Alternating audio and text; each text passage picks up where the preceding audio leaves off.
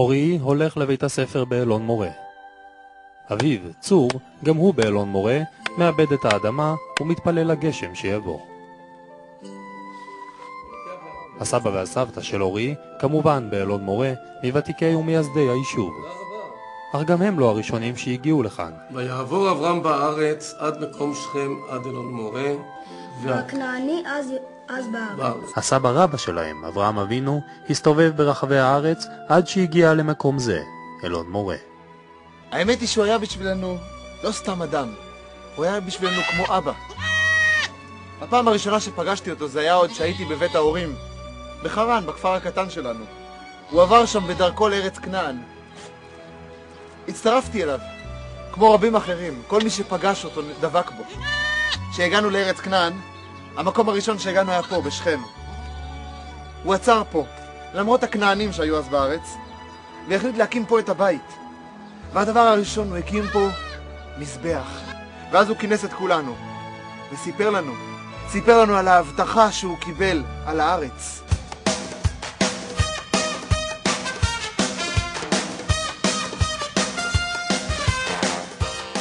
גם ממשיכי דרכו של אברהם עוברים מאבקים ותלאות עד שמגיעים אל המנוחה והנחלה. בחורף תשל"ג החלטנו, רב מנחם פליקס ואנוכי, לסגור את הגמרות ולהקים את גרעין אלון מורה במטרה לפרוץ את הדרך לשומרון, שהייתה עד אז אסורה בהתיישבות ליהודים. ביום ההוא קראת השם את אברהם ברית לאמור, לזרעך נתתי את הארץ הזאת. לאחר כשנה פתחנו במסכת של 8 ניסיונות עלייה, רתמנו לעניין בין השאר את אריק שרון, ויחד איתו מצאנו אתרים מתאימים לנסות ולהאחז בהם. העלייה הראשונה של הגרעין לשומרון הייתה שמחה מאוד גדולה, והרב ציודה נטע עץ, הוא ברך בשם המלכות מציל גבול אלמנה, והיה מאבק קשה מאוד, והרב ציודה נאחז בגדר, ובסופו של דבר, אחרי כל הדברים הללו, בכל זאת פונינו. נתתי את הארץ הזאת לזרעך, נתתי את הארץ הזאת לזרעך. בחרנו דווקא באלון מורה, גם בהיותם לב השומרון, אבל עוד יותר בהיותה התחלה של אברהם, של יעקב, של מעמד הברית שהיה כאן על הערים בהר גריזים והר עיבל שבתווך שכם, אחת משלושת המקומות שהם המפתח לאחיזה של העם היהודי בארץ ישראל. כאן בשכם קונה יעקב אבינו את חלקת השדה ואת חמור אבי שכם בכסף מלא. על האחיזה הזו בקרקע לא יוכלו לערער. הוא הגיע פה לעיר. אני אמרתי, זה בן אדם שהולך לקנות אדמה. הוא לא איזה אחד שיזכור דירה או משהו כזה. ואל מי הוא הגיע? כמובן אליי. אצלי קונים אדמות בעיר הזאת. היית צריך לראות את המשפחה שלו. איזה משפחה. תוך כמה שעות כל המחנה עומד. 12 ילדים יש לו. הוא בא אליי. אני צריך לגמור את העסק עוד היום. אמרתי לו, בוא נשב, מסע ומתן, נתווכח. אני צריך לגמור את העסק לפני שבת. ואני אמרתי לחמור, עם הבן אדם הזה, אל תנסו לעבוד עליו. מי שינסה לעבוד עליו יפסיד. לא צדקתי.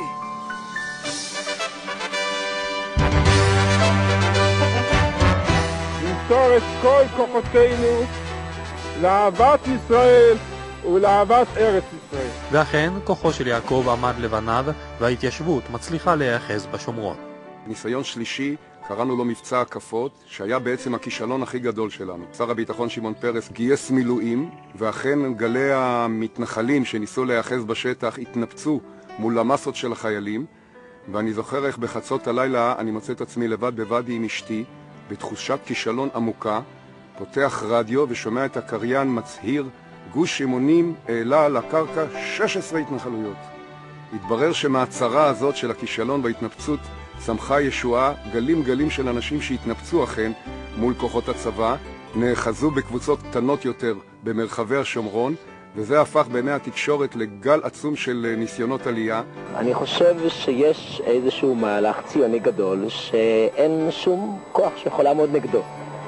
וממילא אם עושים דבר שהוא אמיתי ומתעקשים בו וחוזרים עליו, אז אתה רואה את הסלעים והבולדוזר יכול לפנות, אבל את הסלעים האלה לא ניתן לפנות, ובסופו של דבר הם קובעים עובדה. רבים מן המקומות בהם נעצרו אנשי אלון מורה הפכו במשך השנים ליישובים פורחים, ברכה, איתמר, קדומים ועוד. בכך הייתה אלון מורה לנושא דגל ההתיישבות, ובעקבותיה עולים לקרקע עשרות יישובים ברחבי יהודה, שומרון וחבל עזה. ובשם אהבת ישראל ואהבת ארץ ישראל אנחנו משמיעים את הקריאה הזו. יישארו נא בשומרון וישמעו נא במועצת הביטחון שיהודה ושומרון לא לערפאת ולמרצחיו אלא לעם ישראל ובניו לדורי דורות. לך אתן את הארץ הזאת, את הארץ הזאת, וברך כל מיני תבואתה לטובה.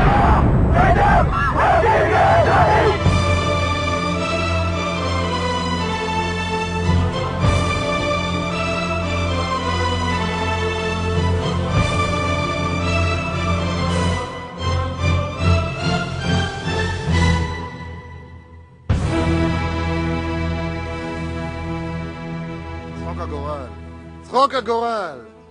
לפני 11.5 שנים מכרתי אותו לעבד בגרושים ולא ידעתי, תראו לאן הגיע. מלך, שליט על כל מצרים, אני הולך היום לקבל ממנו אוכל, אני עוד זוכר אותו כזה קטן. עברנו שם בעמק דותן, ראינו שם חבורה של אנשים, היה שם אחד גבוה, גדול, מרשים. כל מה שהוא אמר הקשיבו לו. אמר להם, תוציאו אותו. הוציאו אותו מהבור. אלם חמודות, בן פורת יוסף, הייתם צריכים לראות אותו. הוא התחנן, אמר, לא בשבילי, בשביל אבא. אבל הם, האחים שלו מסתבר, לא הקשיבו. הם צריכים לסגור עסקה, הם סוחרים. סגרנו, שילמנו, הם הלכו, הלכנו. הגעתי למצרים, מכרתי אותו בגרושים. אם הייתי יודע שהוא יגיע לאן שהוא יגיע,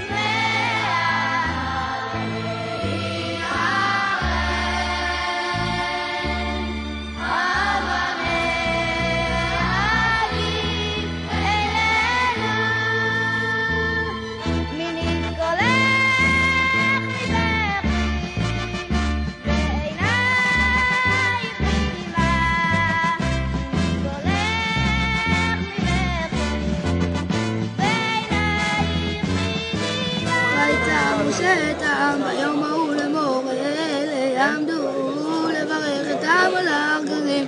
בואו ברכם את הירדן, שמעון ולוי ויהודה, יששכר ויוסף